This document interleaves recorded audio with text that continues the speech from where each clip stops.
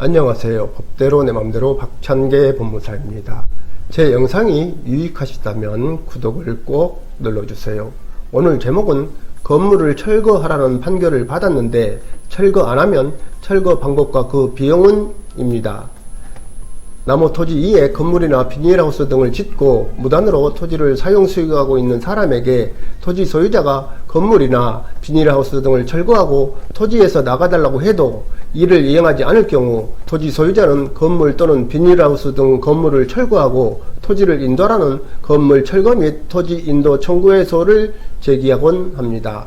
이러한 소송에서 승소한 토지 소유자는 상대방, 즉 토지 점유자가 토지를 인도하지 않을 경우 승소 판결문을 집행권원으로 하여 집행관에게 강제 집행을 신청하여 인도를 받으면 되지만 건물 철거는 승소 판결문만으로는 집행관을 통해서 철거를 할 수 없습니다. 즉 건물 철거의 경우에는 토지 점유자인 채무자가 스스로 그 건물을 철거하지 않을 경우 이 승소 판결문 외에 별도로 채무자 이의 사람으로 하여금 대체 집행을 할 수 있도록 하는 수권 결정을 받아야 합니다.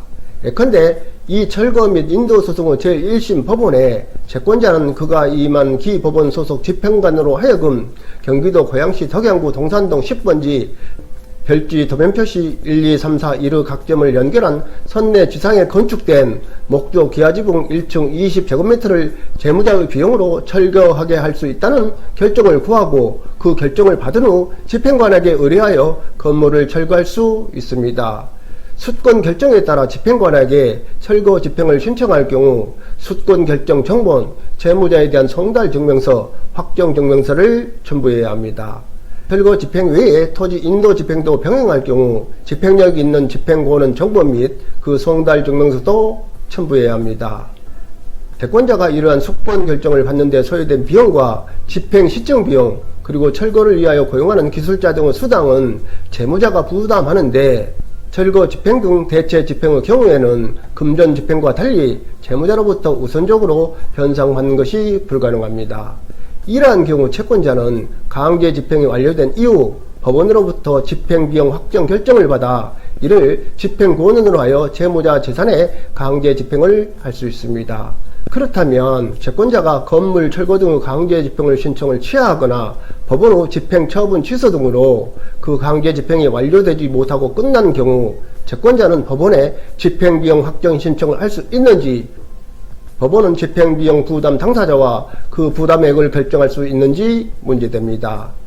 나 토지씨는 이 철거시를 상대로 건물 일부 철거 및 대지 인도 청구해소를 제기하여 승소한 후 법원에 건물 일부 철거 대체 집행 수권 결정을 받고 집행관에게 강제 집행 신청서를 제출했습니다. 집행관은 이 철거시에게 여러 차례에 걸쳐 건물 일부 철거를 고지했는데 이 철거시는 자진 철거를 약속했습니다. 그러자 집행관은 상당한 기간 동안 철거 집행에 들어가지 않으면서 나 토지씨에게 철거 집행에 필요한 안전도 검사를 실시할 것을 요구하였고 2천만 원을 들여 안전진단 용역을 의뢰하여 안전하다는 결과를 받았습니다. 그러자 이 철거시는 집행관이 건물 일부 철거 강제 집행을 종료하면 강제 집행에 필요한 비용은 채무자가 부담하고 그 집행에 의하여 우선적으로 변상을 받는다라는 민사집행법 제53조 제1항에 따라 안전진단 용역비용 2천만 원과 강제 집행 비용을 자신이 부담할 수 있음을 우려하여 건물 일부를 자진 철거했습니다. 이에 나 토지씨는 이 강제 집행 신청을 취하한 후 이 철거시를 상대로 관할법원에 집행 비용액 확정 결정 신청을 하였습니다. 이에 하급심은 나 토지씨가 지출한 비용은 강제 집행 신청 취하가 이루어졌으므로 집행 비용에 해당하지 않는다고 하면서 나 씨의 신청을 기각하겠습니다. 나 씨의 재항고에 따라 대법원은 민사집행법 제53조 제1항은 강제 집행에 필요한 비용은 채무자가 부담하고 그 집행에 의하여 우선적으로 변상받는다라고 정하는 바, 강제 집행이 그 목적을 달성하여 끝난 경우에는 이 규정에 따라 그 집행에 필요한 비용은 채무자가 부담한다.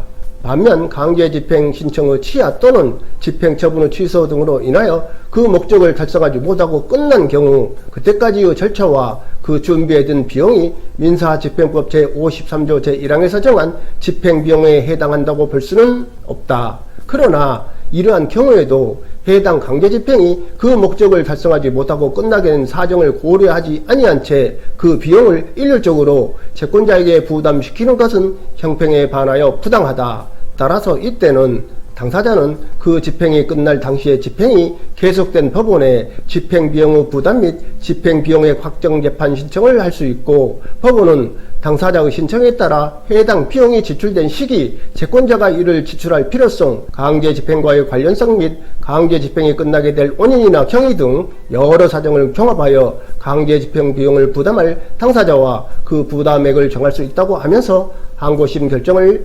파기환송하였습니다. 이로써 이 철거 시의 부담으로 하는 집행비용이 결정될 것으로 판단됩니다.